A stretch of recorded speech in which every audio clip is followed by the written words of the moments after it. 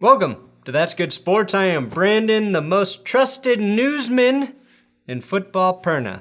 And until Deshaun Watson gets suspended, until that's announced, most of the big NFL news stories are done.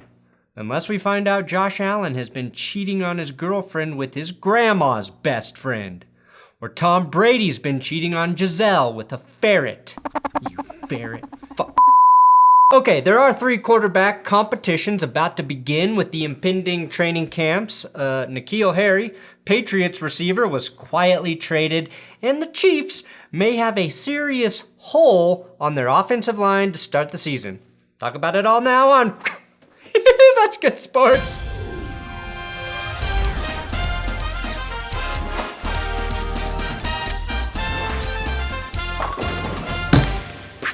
First thing you do is subscribe. Second thing you do is feel regret. Third thing you do is buy my coffee, Benchwarmer Brew at benchwarmerbrew.com. This Friday, we're dropping some new mugs, so make sure to check that out Friday. And I do have a Big Dick Patreon shout out for new patron, Depressed Chargers Fan. About as depressed as me getting just one new patron. All current patrons, we will be doing a Zoom hangout either next week or the final week in July, so keep your eyes open for that. Well, it finally happened. The Patriots have moved on from receiver N'Keal Harry. The busty first-round wide receiver has been sent to Chicago in exchange for a 2024 7th-rounder. Now, the Bears were in need of another wide receiver after the 2 they brought in via free agency got arrested this offseason. Ironic, since N'Keal Harry was the only player Bill Belichick kept praying would get arrested so he could cut him. Now, I do hope Harry finds a way to make an impact for the Bears, but I struggled to see that happening when he has downgraded in every possible key category for a receiver. He went from Tom Brady to Mac Jones to Justin Fields. I do like Matt Eberflus, but he's no Bill Belichick, and the Bears' offensive line is far from being the kind of unit to give Fields ample time to get to his 3rd and 4th read, which Harry will be. Now, Gronk says he's staying retired. And even though I'm about to question his intelligence, I think for his long-term quality of life, this is a smart move for the lovable tight end. Gronk was interviewed in a windstorm and had this to say about returning to the NFL. I wouldn't go back to football now. Now, the thing I found interesting was Gronk saying he's ready to focus on business. Right into the business ventures is awesome. But no, done with football and stepping my feet into the business world, the business ventures, and just seeing what's out. If Rob Gronkowski can be successful at business, so can you. Rhymes with porn. These triangular shaped things. They build them, they're huge. Oh, huts. Animals have humps on their back. Canoe, camels. The thought of Gronk being forced to sit through a boardroom meeting or a fucking PowerPoint presentation is some of the funniest shit I can imagine.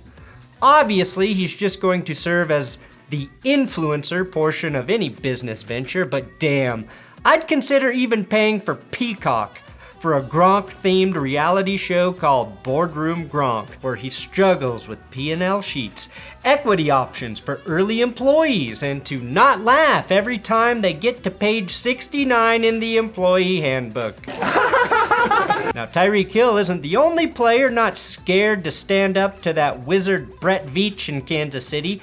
Pro Bowl tackle Orlando Brown and the team have yet to reach a contract agreement for an extension. There's 3 days left, and it's not expected for him to show up to training camp, possibly missing time into the season. Brown did not sign his franchise tag, so he cannot be fined for not playing, and apparently he and the Chiefs aren't even close on a deal. Now, I'm not sure exactly why that is, other than Brown wanting to be the highest paid tackle in the league. Kansas City's in a fine cap spot. About $11 million in cap space right now, which is middle of the league. But it may have to do with the very tight 2023 on the books for Kansas City, as that's when Mahomes really starts to count against their cap. Brown wants about $4 million more per year than Kansas City wants to pay, and KC has the option to kick Joe Thuney or Lucas Niang out to tackle, so Brown may be the one who has to compromise. Since Patrick Mahomes only gets hurt on quarterback sneaks, tackle's not even really that important in Kansas City. Now there are some reports suggesting that Deshaun Watson will only be suspended for 4 to 6 games. Now, I rarely take reports that come from local radio hosts seriously, especially hosts named The Real Rizzo. That's KDDR with The Real Rizzo. But the one thing we know for sure is that none of us ever know how the NFL will punish a player. The more serious the crime, the lesser the punishment seems to be. The bizarre thing here is that this report was actually retweeted by Myles Garrett, and he seems to not even want his quarterback to play this season. Now, the Panthers did indeed trade for Baker Mayfield, but that doesn't mean he will get to start in Carolina. It's officially an open competition according to me. And some reliable sources with the Panthers, I guess. Now, this does make for 3 official quarterback competitions to monitor this summer. We've got Baker versus Darnold, Trubisky versus Pickett in Pittsburgh, and Geno versus Horsecock Lock in Seattle. That actually seems unfair to give Drew Lock the upper hand in nicknames. So to compete with Horsecock Lock, I am officially giving Geno the nickname Lockjaw Geno. The Jets quarterback was clocked square in the face Tuesday morning by reserve linebacker IK Enemkpale, who broke Smith's jaw with the blow. And today I thought it would be fun to predict who will win each of these QB battles. Also, is Jimmy Garoppolo versus Trey Lance a real quarterback competition? It's probably more of an insurance policy. Sorry, Baker. Stop it again? The 49ers do have a solid transition plan right now. Start Trey Lance under the pretense that Jimmy G is close, but still not fully rehabbed from his shoulder surgery. If Lance tanks, you insert Jimmy G as if it were the plan all along. So not a competition there. But there is one just north in Seattle. Lockjaw Geno versus Horsecock Lock. It wasn't just Seahawks fans last year. I think the world was collectively rooting for Geno Smith when he took over for an injured Russell Wilson. When he stepped in for Russ against the Rams, he was pretty efficient, leading 2 scoring drives before throwing a pick when Tyler Lockett fell down on a route. Unfortunately for Geno, he had to play 2 more very talented defenses and the Steelers and the Saints after that. Seattle was competitive in those games, but took 2 L's. Until they were gifted the Urban Meyer experience with the Jaguars. Oddly, the only quarterbacks who struggled against the Jags were Josh Allen and Carson Wentz. Geno was pretty good in that game. 2 touchdowns, 0 picks, completing 83% of his passes in Pete Carroll's dream scenario of watching his quarterback win and not throw the ball 25 times or more. I think with Geno, you have a QB who can beat the bad teams, but will never give you enough to consistently beat the good ones. Drew Lock is also capable of a clean performance like we saw Geno do against the Jags. It's just that you have to live with the 10 other games where he plays 3 flags up with the opposing defense. Now, they're both former second-round picks, but obviously Lock has more upside at this point in his career, and I look forward to him getting a fresh start. Whoever starts for Seattle will have to suffer through an extremely awkward Week 1 against Russell Wilson and the Broncos. And then there's a Drew Lock, Noah Fant, and Shelby Harris versus Denver aspect to that too many X's scenario. It's the football version of Scott Pilgrim, more or less. Officially, I predict Drew Lock wins the quarterback battle.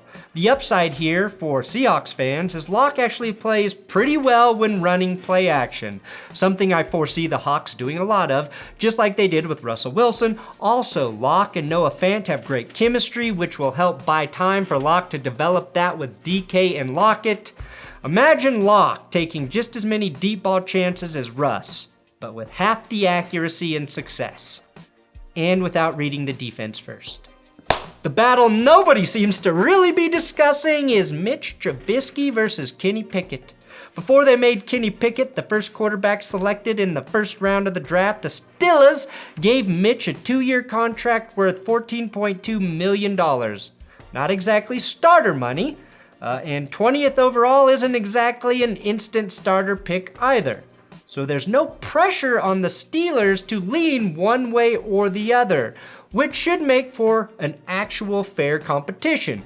When the Steelers see Pickett grip an NFL-sized football, they might get worried though.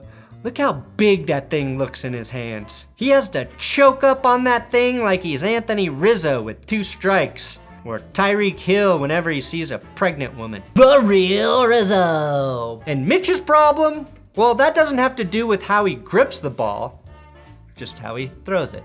Now, every single quarterback drafted in 2022 is, quote, a developmental project. So there's no reason to start Kenny Pickett, unless he's miles ahead of kissing Trubisky's, and I don't think he will be. And honestly, I think what Trubisky did in hindsight with Matt Nagy is rather impressive. Also, not being threatened by a man named Big Dick Nick behind you shows Trubisky's poise. I can't imagine that's an issue with Pickett. So my prediction, Trubisky is the winning QB and starts the season. Mike Tomlin gets a mobile quarterback to work with, which he has desperately wanted, and more importantly, tests out the offensive line. If they suck and murder Trubisky, you don't stunt the development of Pickett like we saw happen to Sam Darnold in New York. When Kenny does play, I can't wait for him to score a rushing touchdown so I can yell, Kenny just crossed the picket line. And yes, I keep talking about Steelers players just to show these ridiculous helmet photos. And finally, it's Baker Mayfield versus Sam Darnold. The number 1 overall pick versus the number 3 overall pick. I still can't believe how bizarre this is. If I knew back in 2018 that these two would eventually be battling it out for a job against one another, that would have been a sign that the draft went incredibly haywire. Which I guess it did. Both players are coming off injuries. It's just that Baker played through his injury and actually still put up okay numbers. Darnold started off hot and then regressed back to 2020 form, while the team around him crumbled as well. Baker did manage 17 touchdowns to his 13 picks in 2021, while Darnold threw 9 to his 13. We know Darnold sees ghosts from time to time, but none of us have ever thought to ask if the ghost he sees is Bill Cosby from Ghost Dad. Oh, that's attractive.